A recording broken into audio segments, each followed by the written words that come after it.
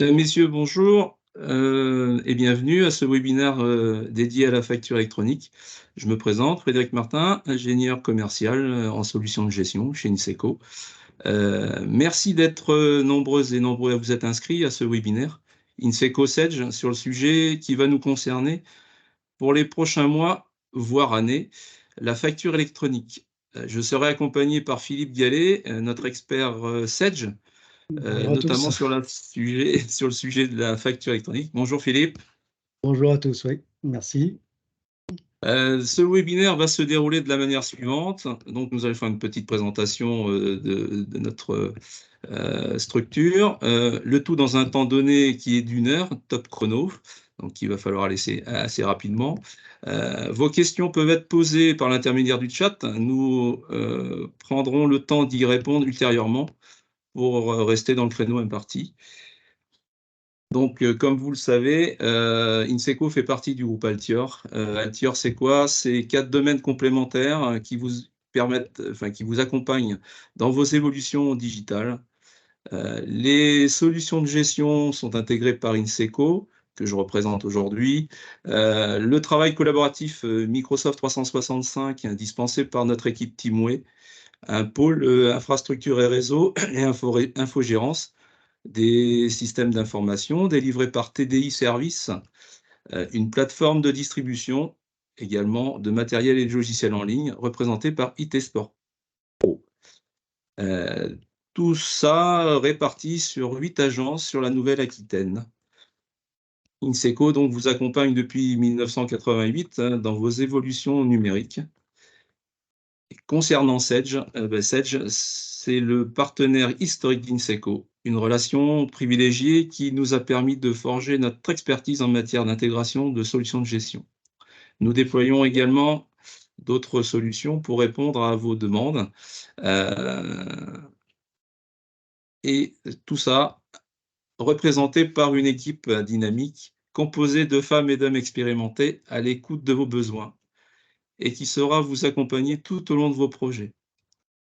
Après cette brève présentation, je passe la main à Philippe pour évoquer les dispositions légales qui vont arriver, donc un petit peu obligatoires et qui vont impacter nos habitudes de gestion.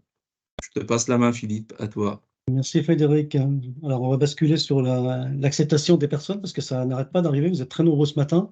Ouais, Donc, j'arrive. tu peux prendre le relais sur Je l'acceptation. prends le Donc, relais. Je prends le je relais. vais repartager du coup mon écran. Hop là, vous devriez voir maintenant, parce que je vais jongler avec mes deux écrans. Voilà, vous devriez voir mon écran avec la présentation donc, de la facture électronique. Donc, rebonjour à vous tous. Merci de vous être connectés ce matin. Vous êtes très nombreux. Donc, moi, je suis Philippe Gallet. Je suis business developer donc, chez Sedge sur l'entité PME. Et ça fait effectivement quelques mois que je travaille sur le sujet pour m'y intéresser au départ. Et puis après, surtout pour accompagner nos partenaires parce que plus on va dans l'explication de la réforme, plus on souhaite que d'un sujet complexe, et il est complexe en arrière-boutique, il devient très simple pour vous, donc à travers les produits que l'on va diffuser et à travers donc l'accompagnement que vous allez avoir donc via votre partenaire. Donc la loi de finances, elle est passée. Je vais essayer de recliquer ici, voilà. L'agenda que je vous propose donc de dérouler ce matin, c'est de bien comprendre un petit peu l'objectif de la réforme, de quoi ça parle exactement. Et puis après, la partie la plus importante, on va dire, c'est voilà, c'est les moyens qu'il va falloir mettre en place pour bien comprendre un petit peu donc, cette réforme. Donc il y a un calendrier qui a été émis, il y a des nouvelles terminologies, il y a des nouveaux flux à remonter à l'administration fiscale, on ne va pas se le cacher, et ça a forcément un impact sur votre entreprise, sur votre activité de gestion, sur le paramétrage ou sur toutes les données que vous avez. D'où effectivement donc un message qu'on va rabâcher assez souvent, c'est anticiper surtout ce sujet, puisque les premières dates sont peut-être beaucoup plus proches qu'on ne le croit. Donc, que dit la réforme? Alors, je pense que le nom n'est pas très bien choisi parce qu'on parle beaucoup de facture électronique. En fait, cette facture véhicule un ensemble de données structurées qui va alimenter donc forcément donc des plateformes et des enregistrements. Donc, on part principalement donc effectivement de l'émission d'une facture, on a un terme pour ça, et puis après, surtout la collecte d'informations qui vont y figurer, donc de tout ce qui est lié, on va dire, à la déclaration de TVA. Les montants encaissés, les remontées de tickets de caisse, voilà, tout ça. Donc, à travers, on va dire, un document, parce que le fait initial reste l'émission de la facture, celle-ci devient définitivement électronique, et ce n'est pas un PDF. On parle bien d'une facture structurée, avec une partie effectivement visible et une partie donc de données, et des données qui seront transmises donc à l'administration. Ce qu'il faut bien comprendre, c'est que quand vous allez envoyer une facture à votre destinataire, d'une manière implicite, elle arrivera à Bercy pour contrôler un petit peu ce qui se passe en termes de prévision. Voilà un petit peu la réforme. Les objectifs, et on ne va pas se le cacher non plus, c'est le retour de la loi antifraude bis, c'est surtout renforcer la lutte contre la fraude fiscale. Elle est estimée, on va dire, alors les chiffres varient, hein, j'entends de 15 à 30, on va plutôt se dire de 15 à 20 milliards donc, par an, tout ce qui est donc autour de la TVA. Et c'est vraiment donc des dispositifs complémentaires pour avoir donc cette vision de la DGIF, pardon, pour pouvoir un petit peu voir qu'est-ce qui se passe au niveau de la TVA.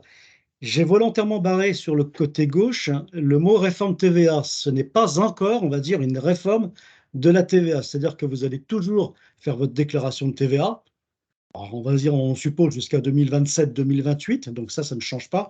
Par contre, effectivement, des étapes de contrôle et des étapes de remontée de ce qu'on appelle des flux, hein, des montants, à Bercy, donc, vont intervenir donc, de plus en plus souvent. Donc, ce n'est pas une réforme de la TVA, ce n'est pas non plus une réforme des paiements, comme je peux entendre de temps en temps.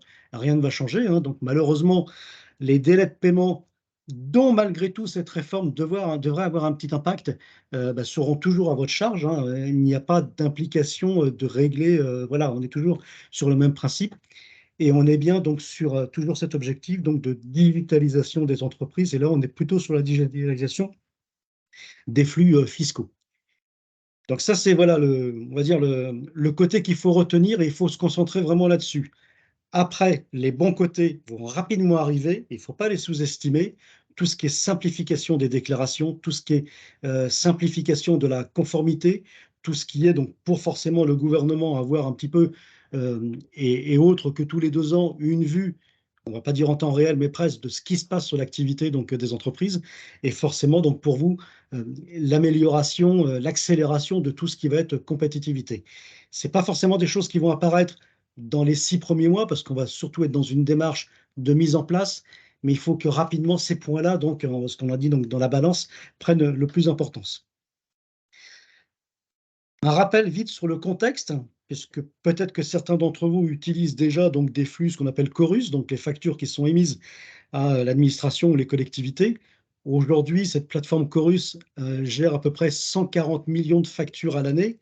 Ça veut donc dire que demain, l'ensemble des factures, Chorus plus toutes les autres qui vont arriver, vont à peu près passer, alors j'étais un peu ambitieux, enfin, ouais, 2 millions, ça va être plutôt plus proche des 3 milliards de factures qu'il va falloir donc assimiler donc, sur des différentes plateformes. Alors, Chorus va changer de nom, hein, va s'appeler donc le portail public de facturation, mais on va le voir juste après. Ça veut donc dire que d'un portail qui gère aujourd'hui 140 millions, on va passer donc à 3 milliards de factures, d'où différents portails qui vont arriver. Voilà, c'est vraiment donc la volonté de tout transférer, de tout digitaliser ce que l'on pourrait avoir. Bon, après, les objectifs à récupérer, donc on a déjà un petit peu loin donc cette année, mais l'ambition est toujours là. C'est un projet, on va dire, allez, initié par l'Europe, parce que l'Espagne et l'Italie sont déjà enclenchés. L'Allemagne, de mémoire, va arriver très très rapidement. Donc je pense que dans allez, 2027, ce processus de digitalisation de tout flux, quel qu'il soit, va s'accélérer. Il faut vraiment le prendre en compte, hein. Ça va aller très très très vite.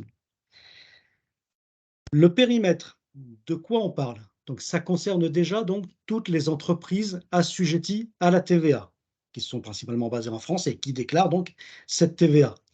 Sur le côté droit, donc ce qui va arriver et ce qui va surtout changer, vous allez avoir maintenant donc ce qu'on appelle 2 obligations avec des termes donc, excusez donc pour les termes anglais, mais c'est l'AIFE donc qui accompagne donc Bercy donc dans la mise en place, qui les a choisis.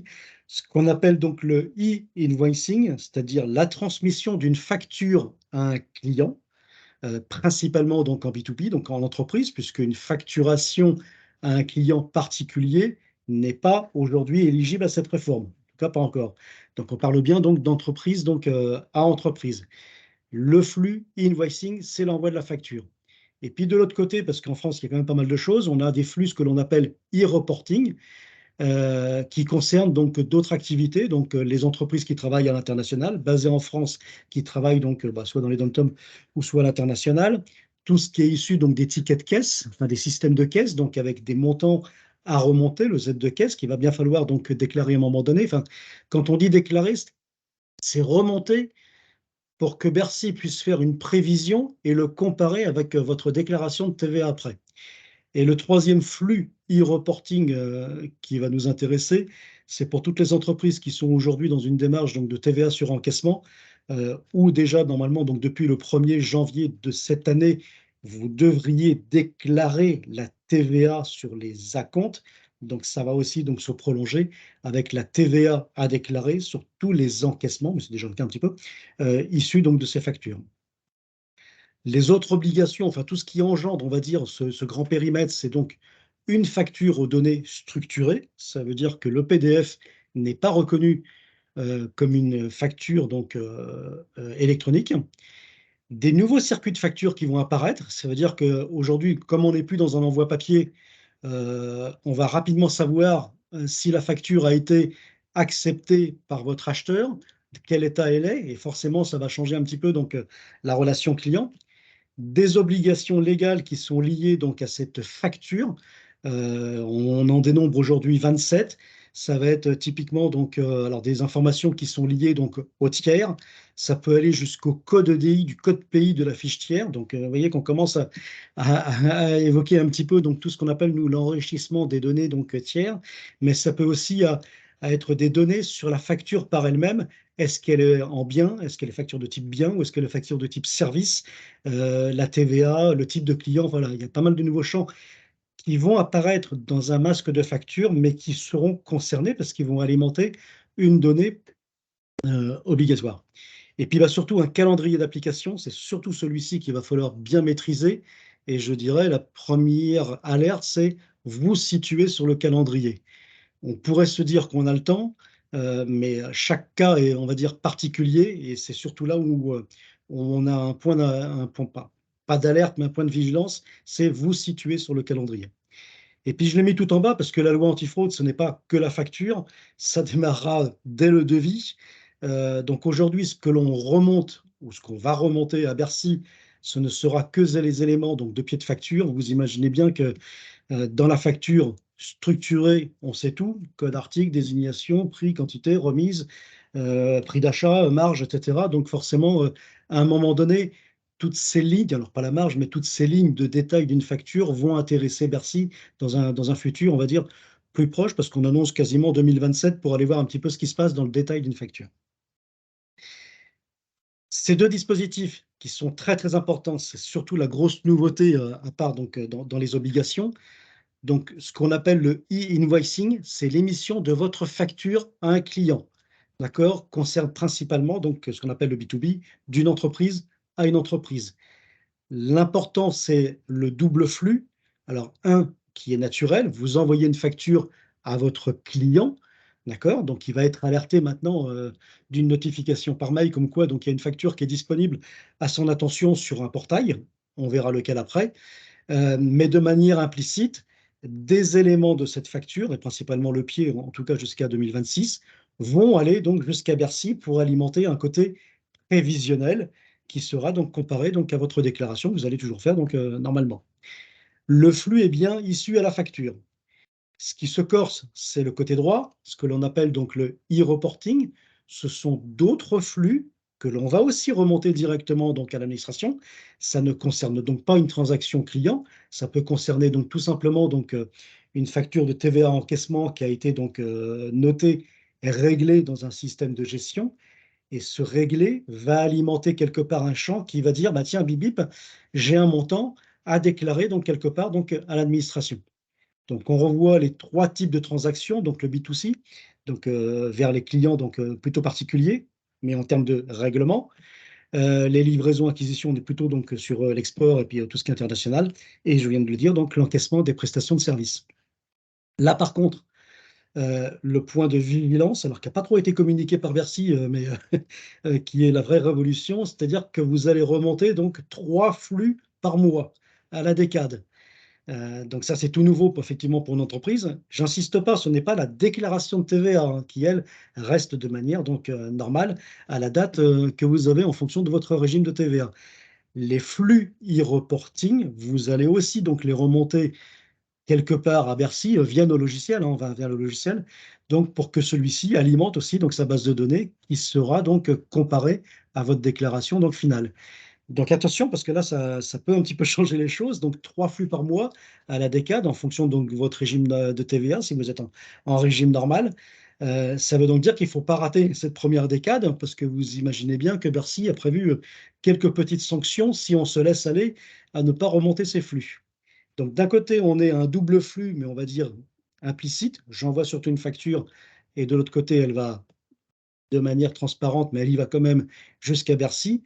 Par contre, le e-reporting est une action que vous allez donc devoir générer, alors à travers des logiciels, mais ça veut donc surtout dire qu'il y a une date, cette fameuse décade à ne pas rater, une date en rétro, on va dire planning de contrôle, parce que c'est quand même vous toujours qui appuyez donc sur ce bouton pour envoyer donc ces informations à Bercy.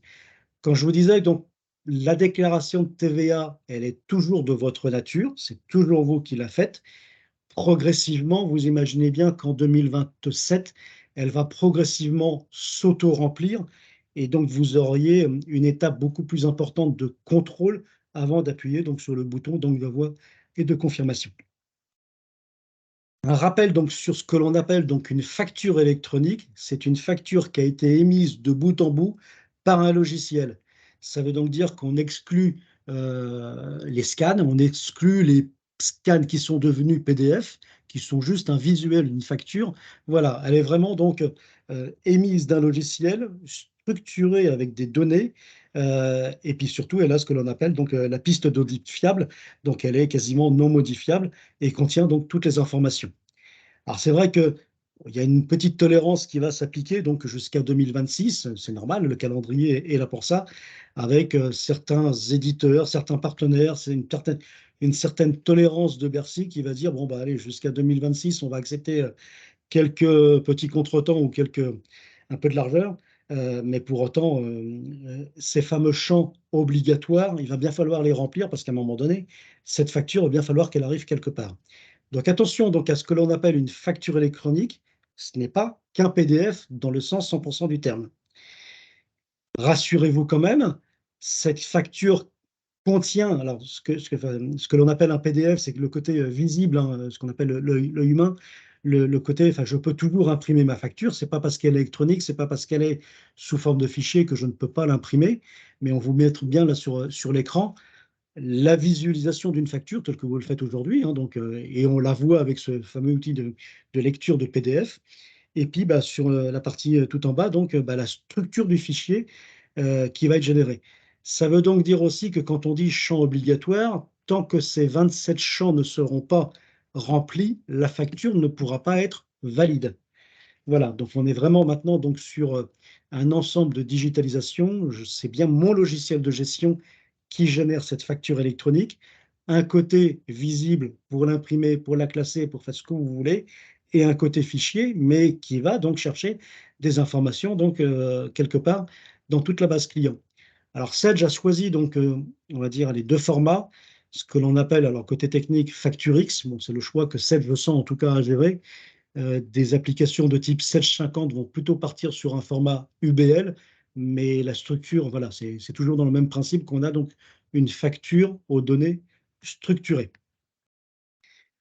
Alors pour mettre en place cette réforme, voilà quasiment la slide donc la plus importante de la matinée, celle qui doit vous permettre de vous dire, bah mince, où je me situe a priori sur le calendrier, celle qui va vous permettre de dire, un petit peu comme les contrats d'assurance, il est important de lire les petites lignes en bas à gauche. C'est celles qui vont peut-être repositionner votre activité ou votre entreprise sur le calendrier. Et vous allez voir que ça peut aller éventuellement très vite. Donc, si on parle de la réception, alors le graphique, et malheureusement, il vient de, enfin, on a tous le même, est un peu mal fait. a priori, enfin c'est pas a priori, c'est au 1er juillet 2024. Alors, ce bouton réception veut surtout dire vous devriez tous être en capacité de réceptionner une facture fournisseur. Ça veut donc dire que si une grande entreprise, il y a à peu près 300 entreprises dans cette entité-là, ce sont les Saint-Gobain, les Carrefour, les Airbus, les Michelin, etc., vous envoie Engie, éventuellement Orange. Si cette grande entreprise vous envoie une facture à partir donc, du 1er juillet 2024, elle ne sera pas papier, c'est terminé, elle sera donc sur format électronique. Donc vous allez recevoir un mail qui vous dira bip bip, voilà ta facture du mois, viens la récupérer parce que c'est le principe maintenant. Donc moi, grande entreprise, en plus je suis régi par une émission également au 1er juillet. Donc, toute facture que je vais t'envoyer sera donc de nature électronique. On va venir après parce que c'est un peu plus subtil que ça. Ça veut donc dire que pour la réception, j'insiste bien sur ce mot, capacité à réceptionner. On ne vous demande pas d'intégrer dès le 1er juillet 2024 toutes ces factures fournisseurs. En plus, elles sont de nature, elles peuvent être de type frais généraux, une facture Engie, une facture Orange. On va rester, pour vous, PME, dans une démarche, enfin, on peut rester en tout cas, dans une démarche de saisie manuelle telle que vous le faites actuellement. Rien ne vous empêcherait par contre d'avoir un système d'intégration automatique tel que l'on le fournira et tel qu'ils existent déjà dans nos logiciels. Mais l'obligation n'est pas là. Capacité à réceptionner, à ressaisir ou intégrer, ça c'est la deuxième phase, on va dire, donc sur tout ce qui est donc réception. Ça veut donc dire que Sedge, à partir donc, du mois de janvier 2025, va émettre ses factures à Inseco Altior aussi, et donc il sera et il devra se mettre en capacité donc, de réceptionner donc, nos factures.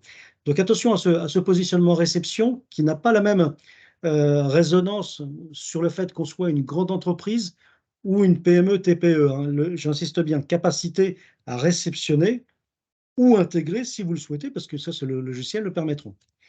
La subtilité après vient dans les prochaines étapes, dans ce que l'on appelle l'émission. Donc, celles qui sont concernées, donc c'est quasiment dans un an, ce sont donc toujours ces grandes entreprises, les 300 grandes entreprises en France, qui sont déjà depuis très très longtemps sur des normes EDI, donc ils ont déjà l'habitude donc de la facture électronique.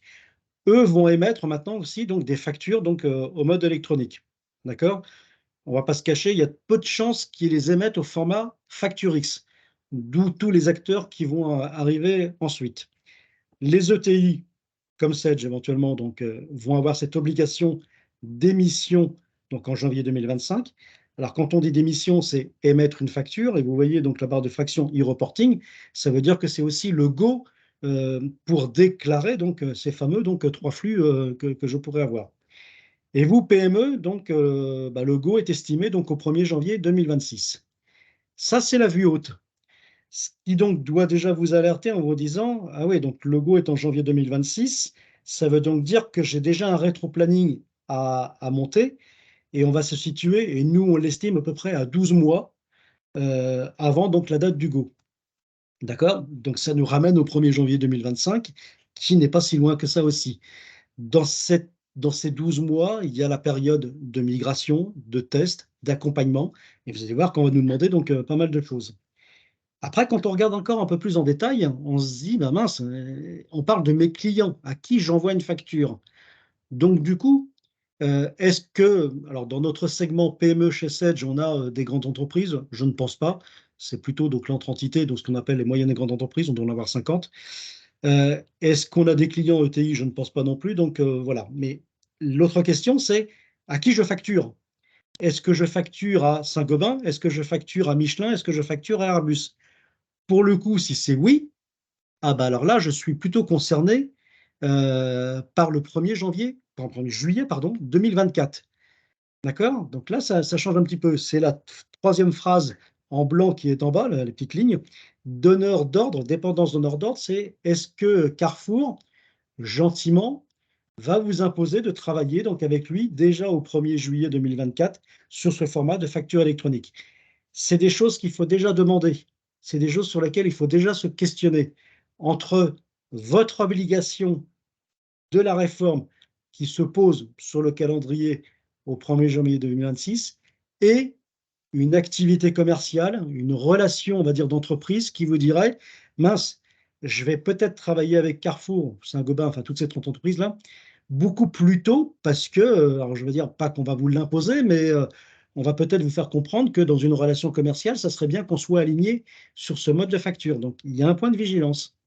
Le deuxième point de vigilance, c'est que si aujourd'hui vous travaillez avec Chorus, bah, vous voyez la deuxième ligne en rouge, la bascule du portail Chorus, c'est 1er juillet 2024, où on passera donc sur un nouveau portail avec donc ces nouvelles données. Et là, c'est incompressible aussi. Donc du coup, des clients dans une activité de BTP ou des clients qui ont déjà choisi donc la dématérialisation, alors via la solution e-facture ou autre, pour dématérialiser vers Chorus, bah, du coup, ça raccourcit aussi le calendrier et tout ça, ça nous ramène à juillet 2024. Nous revoilà repartis donc dans presque moins d'un an, on va dire maintenant, enfin un peu plus d'un an, ouais, de délai. Donc attention à la subtilité. Donc il y a les deux dernières lignes qui sont aussi importantes, c'est-à-dire qu'au 1er janvier, Bercy va ouvrir les serveurs de test. Donc pour ceux qui auraient pris un petit peu d'avance sur le semestre qui arrive, vous allez être vite en capacité de tester si un petit peu vos données, vos factures sont conformes et comment ça va se passer. Donc voilà, alors, il n'y a pas catastrophe, il y a juste un point de vigilance et il est important de savoir comment je vais me situer sur ce calendrier. Le pire des scénarios, c'est que tout le monde se positionne au dernier semestre 2025. Je pense que ni nos éditeurs, ni nos partenaires de logiciels, enfin, tel Inseco ou autres, donc ne seront en capacité de traiter. Pour info, Sedge, hein, c'est à peu près 130 000 clients qui sont donc éligibles à cette facturation électronique. Et sur le segment PME, alors sur le produit Sedge 100, on est à peu près à 60 000 clients. On commence déjà à se demander, et c'est pour ça qu'on anticipe cette réflexion et cette information, mince, c'est donc un cadencement, c'est donc quelque chose qu'il faut aussi prévoir donc très, très rapidement. Voilà, c'est quasiment, voilà, cette slide, je vous dis, elle est très, très importante. Euh, Elle permet de se situer, enfin, elle va vous permettre de vous situer, de confirmer, de regarder un petit peu ce qui se passe au niveau de ce qu'on appelle mon écosystème allez, économique, qui sont mes clients, mes fournisseurs, qu'est-ce qu'ils ont pris, est-ce qu'ils vont prendre de l'avance, que ma relation commerciale. Et après, effectivement, donc, il va falloir se dire, bah mince, donc ça, maintenant que j'ai une première vision, j'ai ma vision logicielle qui va peut-être falloir aussi donc, adapter. Donc ce calendrier, en tout cas, il est immuable. Et attention donc aux petites lignes du dessous. Pour faire circuler tout ça, on va avoir donc trois acteurs. Ce sont des mots que vous allez entendre de plus en plus parler. Je vais les utiliser donc pas mal de fois donc aujourd'hui. Ce fameux PPF, portail public de facturation, c'est le Chorus V2, quoi, redimensionné pour accepter un potentiel donc de 2 à 3 milliards de factures. Mais comme on sait déjà, et comme Bercy sait déjà que ça va être un petit peu compliqué, à demander de l'aide à ce que l'on appelle donc des plateformes de dématérialisation partenaires. Donc du coup, ce sont des entreprises qui vont, alors l'objectif est double, hein, qui peuvent soulager Bercy en termes donc de transactions, mais qui peuvent aussi apporter des services complémentaires que Bercy n'apportera pas. Bercy veut juste avoir la facture, contrôler, émettre le point d'alerte, et puis c'est tout. Mais par contre, ça fait du volume. Les PDP, ces fameuses plateformes, vont émettre un petit peu ce même besoin. Donc, d'une part, pour soulager Bercy, je pense qu'ils vont l'accepter avec bienveillance, mais surtout pour apporter donc des services complémentaires, on va les évoquer. Et puis, on a un troisième acteur qui s'appelle donc les OD, plutôt dans le cas où votre logiciel de gestion ne sait pas générer donc une facture donc, électronique. Ce portail public de facturation, le fameux PPF, donc remplaçant de Chorus, alors on aurait pu le mettre, oui, c'est marqué, il a l'avantage d'être gratuit, comme Chorus aujourd'hui. Je pense que 80% de nos clients au départ vont partir sur ce portail-là. Il contient ce que l'on appelle l'annuaire, parce que pour échanger des factures, eh ben, il va falloir qu'on sache un petit peu qui émet, qui reçoit, et le point d'ancrage, ça va être le numéro de siret, le sirène, etc. Il est basé sur des formats, on va dire, ce qu'on appelle le socle minimal, donc le format de facture électronique que votre logiciel va générer. Sedge 100, en tout cas, enfin, Sedge 100 va générer du FactureX. ça tombe bien, le portail public de facturation l'acceptera. Si vous travaillez déjà aujourd'hui dans un système EDI, ça existe depuis 30 ans, ça veut donc dire que la réflexion, il faut déjà vous la porter à ce niveau-là. Alors, je ne vais pas essayer de complexifier parce que il faut bien avoir donc une double vue entre le fait que personne n'a le droit de vous imposer un format de facture. D'accord? Par contre, vous êtes peut-être déjà donc sur des formats de facture différents, je reprends ce terme EDI, si vous travaillez avec Carrefour. Carrefour accepte les deux aujourd'hui, hein. Des clients qui travaillent avec Carrefour, de mémoire, payent 200 ou 300 euros par an le fait de déposer un PDF. Donc demain, tout ça, ça va disparaître forcément. Est-ce que Carrefour demain va vous dire, écoutez, moi je travaille plutôt avec Agena 3000 ou avec Tenor, nous sommes déjà en EDI depuis 15-20 ans, ça serait bien qu'on adopte le même format. Donc du coup, se posera la question pour vous, mais c'est toute la partie questionnement qu'il faut déjà se mettre. Est-ce que je vais plutôt sur le PPF ou est-ce que je vais plutôt sur une plateforme qui gère ce format-là? Alors je suis désolé, ça peut paraître un petit peu compliqué. Ça l'est finalement pas, hein, voilà, et on va essayer donc de démystifier tout ça, mais malgré tout, il y a une question à se poser, c'est avec mon client, comment je vais travailler? Est-ce qu'on travaille comme avant? Et puis, c'est moi qui émets une facture et c'est, entre guillemets, «ton problème» de convertir le format dans ton système de gestion, c'est aussi la loi qui le dit, ou est-ce qu'on se met d'accord tous les 2 parce que c'est quand même plus pratique? Voilà donc, l'archivage donc des factures, l'archivage, le stockage à 10 ans et puis le dépôt manuel qui va être toléré. Alors, tous les 6 mois ou tous les trimestres, on entend des choses un petit peu différentes, donc il y a encore un petit peu de flou au niveau de la loi. Par contre, c'est bien ce portail-là qui va s'occuper de générer, ou en tout cas, il sera donc éligible aux 4 flux donc, qu'on a évoqués. Les PDP, ce sont des entreprises qui vont donc assurer un service équivalent, mais beaucoup plus.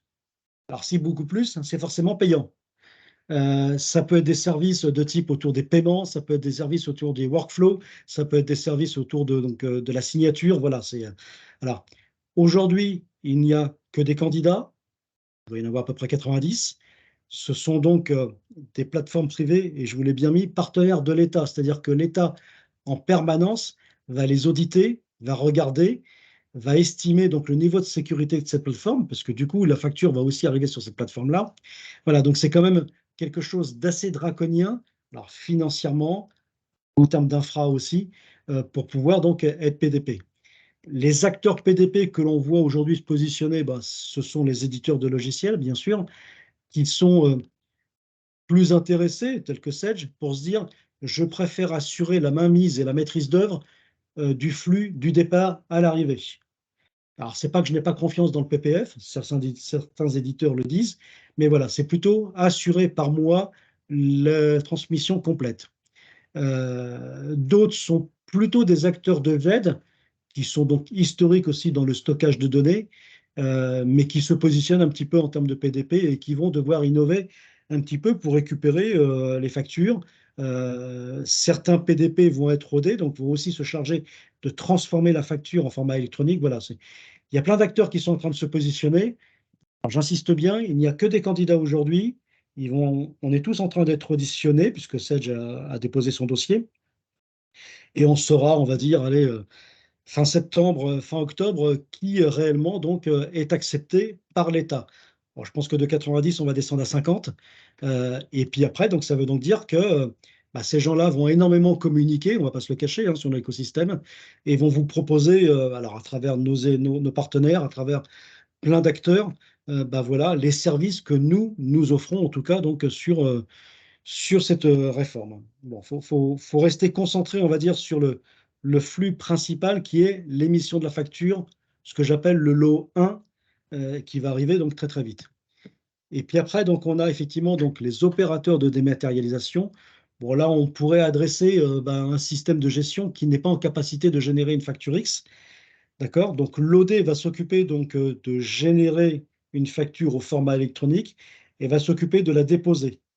Il s'arrête là. L'OD n'envoie pas de facture, hein. Ça, c'est le rôle du PPF ou du PDP. L'OD aide, on va dire, à la gestion donc, de la facture. D'accord? Comment ça va se passer tout ça? On imagine 4 flux, 4 circuits. J'ai un vendeur, j'ai un acheteur. Vous voyez que Bercy est toujours en bas, hein, il sera toujours concerné. Parce que lui va recevoir des informations du PPF, donc des informations uniquement qui le concernent. Le pied de facture pour l'instant. J'ai choisi, moi, de passer par le PPF. Alors, j'aurais pu commencer par ça. J'ai choisi parce que je devrais déjà être en capacité de dire au 1er janvier 2024 sur quelle plateforme je me destine. Donc, j'ai pris de l'avance, j'ai choisi le PPF, c'est gratuit, ça me va bien. Mon acheteur de l'autre côté a aussi choisi le PPF, il faut être deux, hein. Donc, ça veut dire que quand j'envoie une facture à mon acheteur, je l'envoie sur le portail qui d'une part va l'envoyer donc à l'acheteur, circuit normal, électronique, mais vous voyez que la flèche, elle descend aussi vers le bas pour alimenter donc Bercy du montant prévisionnel.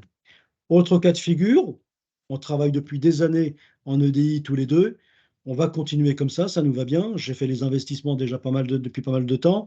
Je travaille déjà avec une plateforme EDI. Donc je passe par un PDP et puis de l'autre côté, ça tombe bien, vous avez aussi choisi un PDP, etc. L'important, c'est que voilà, la flèche ici va aussi alimenter le PPF, uniquement des éléments qui l'intéressent, donc le pied de facture aujourd'hui, pour pouvoir descendre à Bercy ce côté prévisionnel. Les deux autres, bah, j'ai choisi un PDP parce qu'il y a des services à l'intérieur qui m'intéressent, quelque chose sur les paiements, quelque chose sur l'archivage, le workflow. Par contre, mon acheteur, lui, est resté donc sur quelque chose de très très simple. Donc, vous voyez qu'à chaque fois, on peut avoir donc des flux comme ça. Et puis, bah, la troisième, c'est l'inverse, hein. Je travaille avec Carrefour, je ne rentre pas dans ce système de dire je vais passer sur un format EDI, je reste comme avant, enfin je reste comme avant ou je reste, voilà.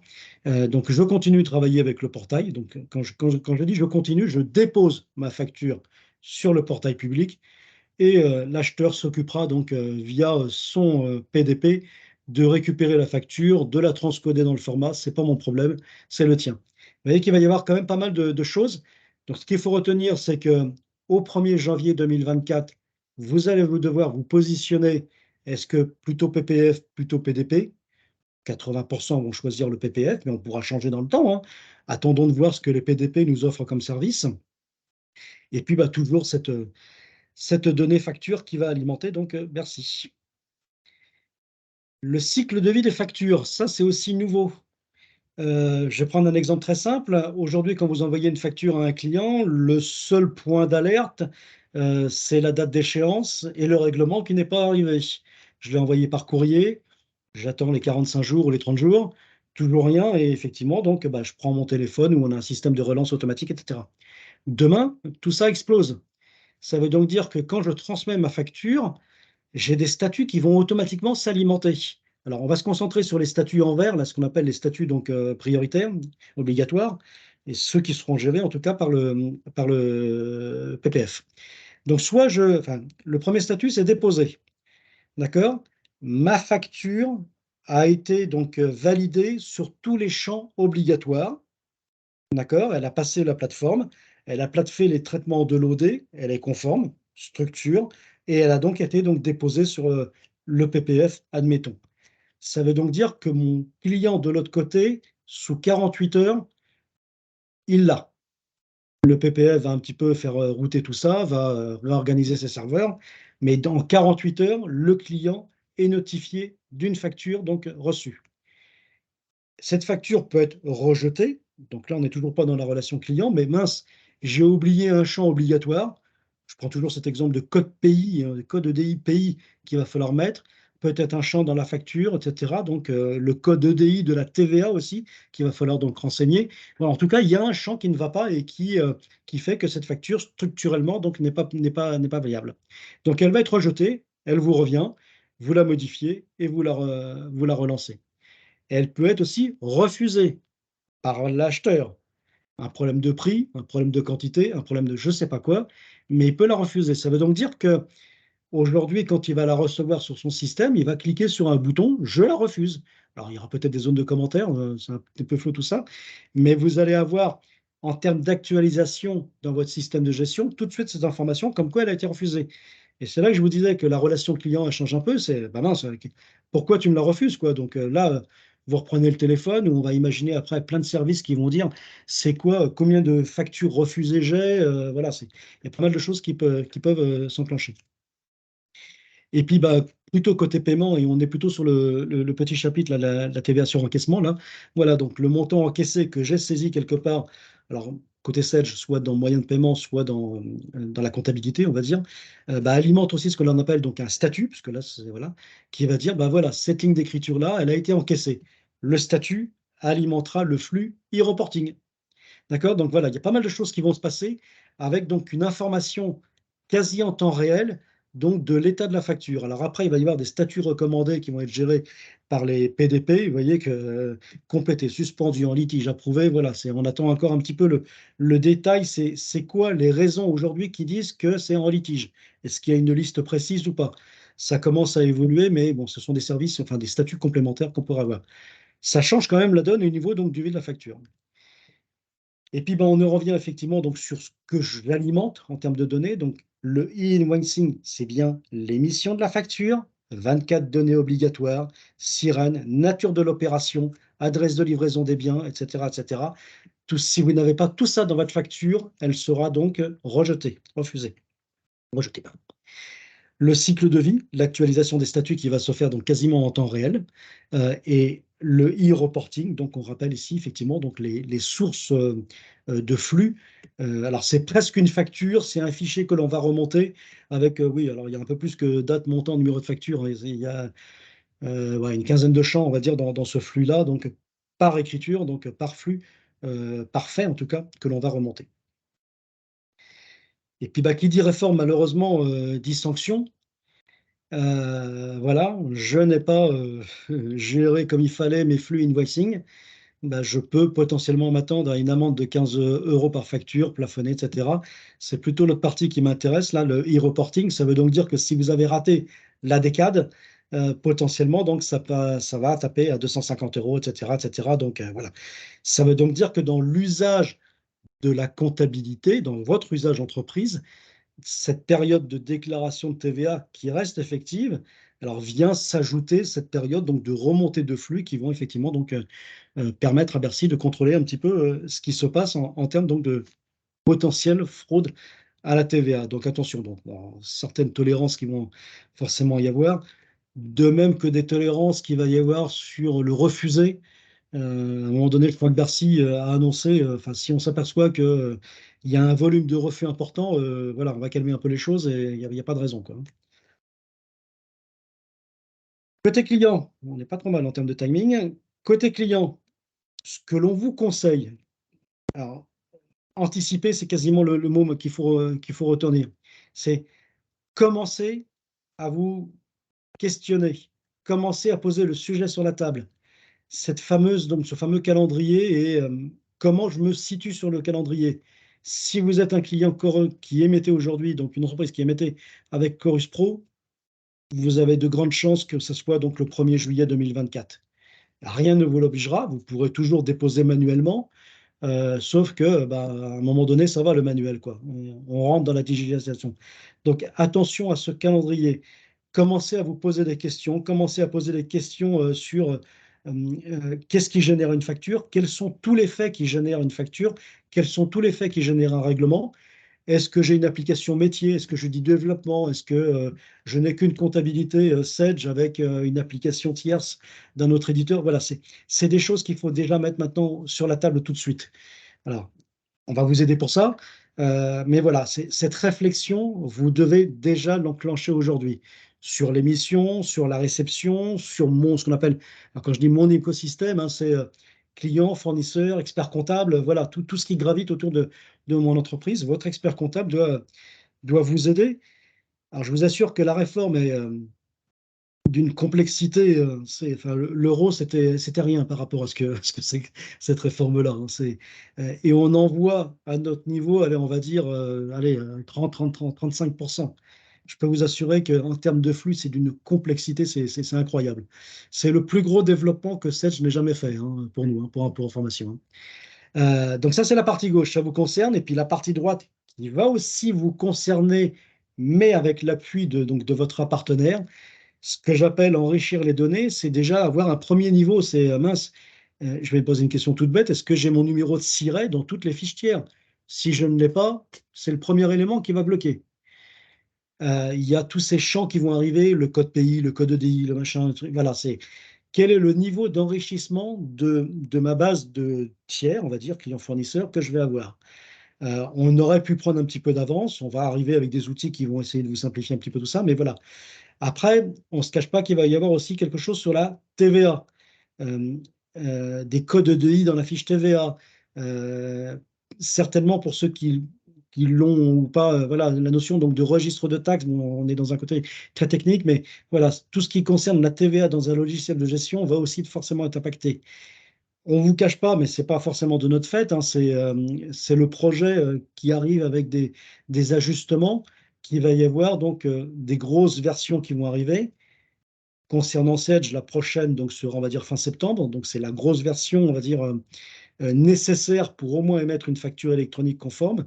Mais c'est pas des mises à jour, il va y en avoir un paquet, quoi. Et puis, bah, voilà, c'est mes applications. Est-ce que je suis en retard? Est-ce que je suis encore sur une V5, V4, j'en sais rien. Voilà, c'est toute cette conformité, on va dire, et plutôt donc mon ensemble chez moi. Et ce sujet que l'on peut mettre déjà sur la table, c'est comment je gère la facture entrante. C'est de se poser la question, c'est quoi mes factures entrantes? C'est combien de factures de frais généraux j'ai par mois? Combien de factures qui ont un impact stock j'ai par mois? Et voilà, d'élargir un petit peu le sujet. Quand on dit la réflexion, voilà ce qu'on vous conseille donc déjà de mettre. Si nous, on avait un petit conseil à vous donner, et c'est alors, cette rigueur calendrier que l'on peut, entre guillemets, vous imposer, nous, on va se l'imposer aussi. Mais vous voyez que le cadencement et le séquencement de ce qu'il faudrait faire, il n'est pas neutre, quoi, hein. 2023, on le revient, c'est quasiment la slide précédente, c'est l'état des lieux. On est déjà donc le 29 juin, donc il reste plus beaucoup de temps. Donc 2023, c'est l'état des lieux. Où j'en suis? 2024, c'est 1er janvier, le choix de la plateforme. Est-ce que je prends plutôt un PPF ou un PDP? C'est le choix de l'interlocuteur, c'est être en capacité donc de gérer ou d'intégrer ou de réceptionner cette facture entrante, parce que NJ, Orange vont m'envoyer donc des factures électroniques. Et puis c'est aussi la date donc du premier serveur, c'est aussi enfin, c'est aussi l'année, on va dire, de la bascule. C'est là, ce sont des faits qui vont vous dire, mince, voilà, c'est waouh, j'ai peut-être, alors plus de temps à perdre, ou peut-être que je suis un peu plus loin et tout va bien. Donc, avec des choses à faire en 2025 et ce rétro-planning, donc 2026, c'est le go pour l'émission, en tout cas pour tout ce qui est PME, TPE, mais avec les subtilités du calendrier. Ce que l'on va faire concernant donc nous, Sedge, donc on va proposer donc deux formats. Enfin, Sedge 100 partira sur Facture X, Sedge 50 sur UBL, en tout cas pour la PME. Pour ceux il y aurait donc la solution e-facture qui était déjà donc une petite option pour faire de la dématérialisation. Ce n'est pas la solution retenue. Tout va changer. Et concernant donc les PDP, effectivement, donc on n'a rien contre tel PDP. On attend déjà de voir qui va être élu et le service qu'ils vont vous proposer et puis bah, le coût aussi qui va être proposé parce que rien n'est gratuit sur ces plateformes-là. Ce qu'il faut bien comprendre, c'est là, on est tous, je vais dire, dans le même bateau.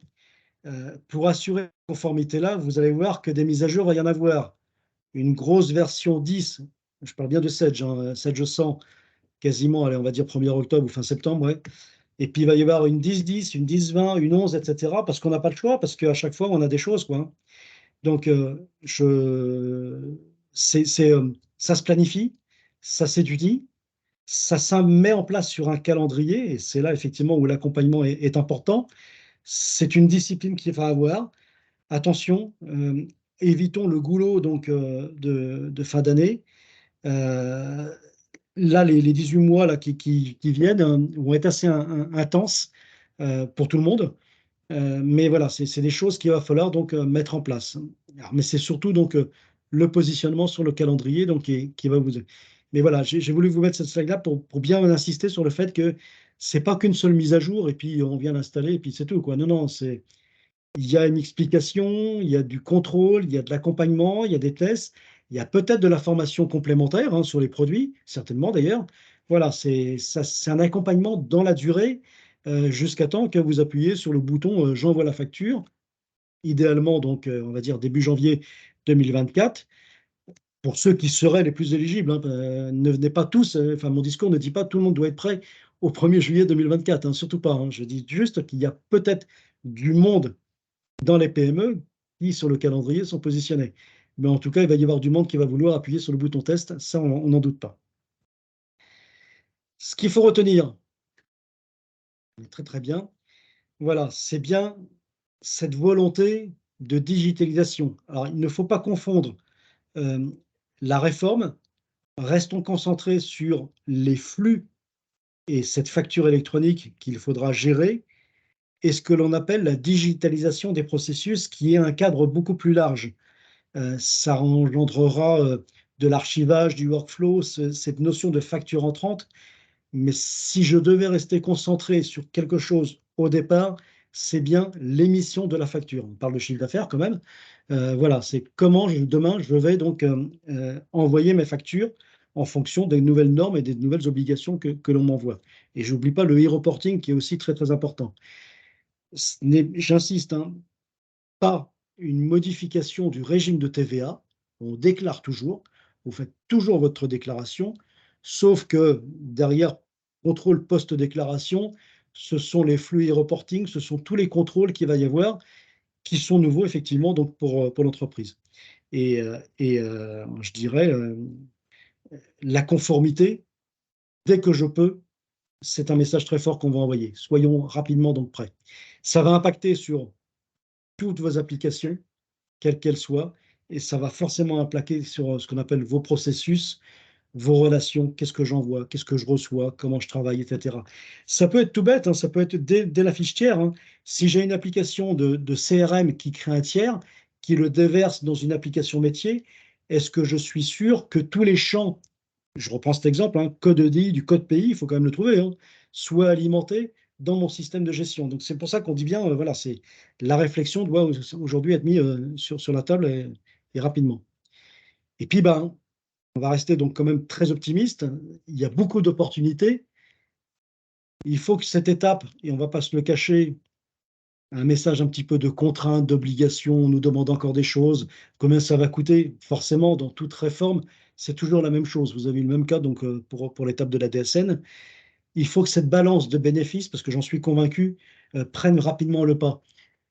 Vous allez, je pense, vraiment gagner du temps. Vous allez vraiment gagner en fiabilité. Vous allez vraiment gagner en coût. Aujourd'hui, le coût d'émission d'une facture, je crois qu'elle est estimée à 10 euros. Elle va descendre à 80 centimes, quoi. Voilà, il y a vraiment plein de choses qui vont vous dire, ouais, c'est pas mal. Ce fameux délai de paiement, le 48 heures, comme quoi j'ai l'assurance que mon client a reçu la facture, ça va changer des choses, quoi. Donc c'est voilà, il y a plein d'opportunités dans votre organisation, plein d'opportunités dans votre entreprise, hein, les bénéfices que l'on va avoir et qu'il faut vraiment donc tirer parti. Alors on l'a mis en bas à droite, décarbonation, parce que alors même si les data centers vont chauffer énormément, on va dire, avec tous ces flux, on a quand même espoir que le papier disparaisse. Aujourd'hui, les grandes entreprises sont déjà, je crois, donc éligibles et ont l'obligation de publier donc un rapport sur le carbone, des indicateurs. Euh, Au fur du temps, dans nos logiciels, vous aurez cette petite indication qui va arriver aussi. Combien de, je ne sais plus le nom, donc au niveau du carbone de la consommation, j'ai économisé, consommé, etc. Donc c'est des choses qui vont arriver. Donc bon, c'est pas si banal que ça, je veux dire, hein, donc, mais je l'ai mis en bas à droite volontairement. Et je crois que c'est la dernière slide, hein. Alors, anticiper et se préparer, c'est ce que je vous conseille tout de suite. Je ne vous dis pas demain matin, il faut y passer. Je vous dis juste, réfléchissez, c'est maintenant. Ça peut venir plus vite. Vous êtes peut-être concerné plus tôt que prévu. Voilà, c'est voilà. Le premier jalon, c'est 2024, hein. Attention, c'est très très bientôt. Donc, la conformité, c'est la version à minima qui est le socle, on va dire, fonctionnel, qui vous permet de travailler. Et après, donc l'objectif 2, c'est dans le temps d'être serein sur la mise en place. Si je suis malgré tout sur le calendrier en 2025, voilà, c'est pas 3 mois avant qu'il faut que je m'y mette, ça se planifie. C'est voilà, c'est suffisamment complexe pour nous et il faut que cela soit surtout pas pour vous. Mais je peux vous assurer que derrière, c'est un petit peu compliqué le système. Donc voilà, se situer sur le calendrier, faire mon état des lieux, et Frédéric va prendre le relais pour éventuellement donc vous apporter. Rester informé. Ça fait donc moi un peu plus de presque 8 mois maintenant que j'écoute à droite à gauche, que je regarde, ce qui me permet de voir que la loi change des fois aussi. Et on attend aussi des points, typiquement sur la facture d'acompte. Voilà, il n'y a rien réellement donc d'établi. Aujourd'hui, on déclare la TVA sur l'acompte. On entend parler qu'il va falloir maintenant comptabiliser la facture d'acompte pour avoir donc aussi d'autres données. Bon, voilà, c'est rester attentif. Et puis surtout, donc voilà, conseils et méthodes chez vous, avec nous, avec INSECO. Voilà, c'est vraiment, enfin, c'est un sujet qu'il faut donc, enfin, qu'on ne prend pas à la légère, surtout pas, mais personne en tout cas, mais qu'il faut vraiment donc bien border. Merci Philippe, Bah, c'est écoute, je pense gentil. que c'était pas trop mal. C'est pas mal du tout, on est dans le timing, c'est parfait. On voulait vous proposer un petit sondage au vu de ce qu'a présenté Philippe. Donc je vous partage mon écran. Je voudrais un petit sondage, voilà, qui vous permettra, enfin qui va nous permettre de voir un petit peu où on se situe, surtout vous, messieurs dames. Hop, je vais passer. Vous pouvez vous munir donc de vos portables ou d'aller sur le site internet et de mettre le petit code. Alors je vais hop, de mon côté, voilà. Je repasserai ça là-dessus après, pardon.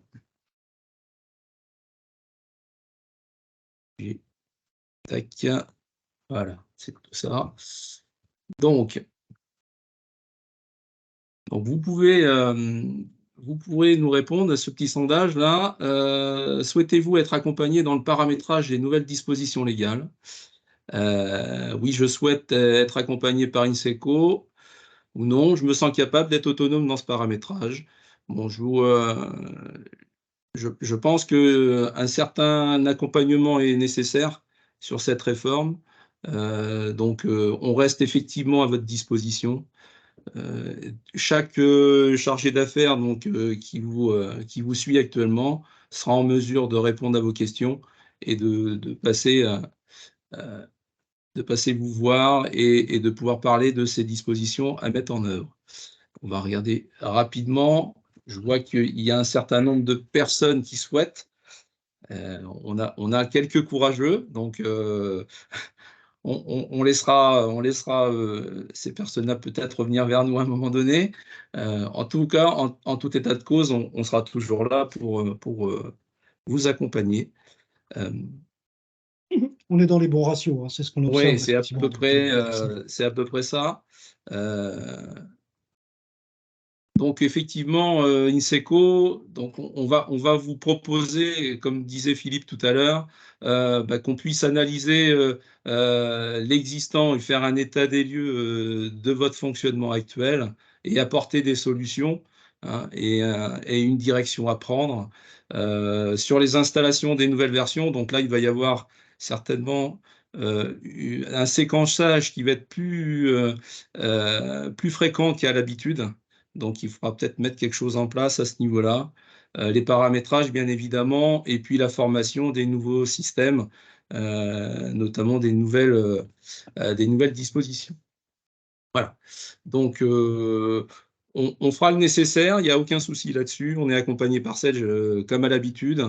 Donc, voilà, il n'y a pas de problème. On fera le nécessaire. Voilà, ah, si j'ai- je voulais vous remercier, en tout cas. si on a 3 minutes, parce que je vois qu'il y a Ouais. quelques petites questions, là je les prends vers le bas. Alors, Donc, vas-y, qu'en si tu peux les est-il prendre, du coup. de Sedge X3 concerné au 1er juillet 2024? Des grosses mises à jour sont effectivement donc prévues à ce niveau-là. Alors c'est énorme, hein, comme mise à jour. C'est pas de voilà, c'est ce que l'on a détecté aussi chez X3, c'est que entre le paramétrage de base d'une application et toute la personnalisation que les clients ont pu en faire, voilà, c'est compliqué, quoi. Peut-être que vous avez créé un article spécifique pour le port dans lequel il n'y a pas de code EDI qu'il va falloir déclarer demain. Enfin, c'est plein de choses comme ça. Mais oui, X3, bien entendu, comme tous les produits Sedge, donc FR par 1000, X3, Sedge 100, Sedge 50, etc., sont bien sûr concernés.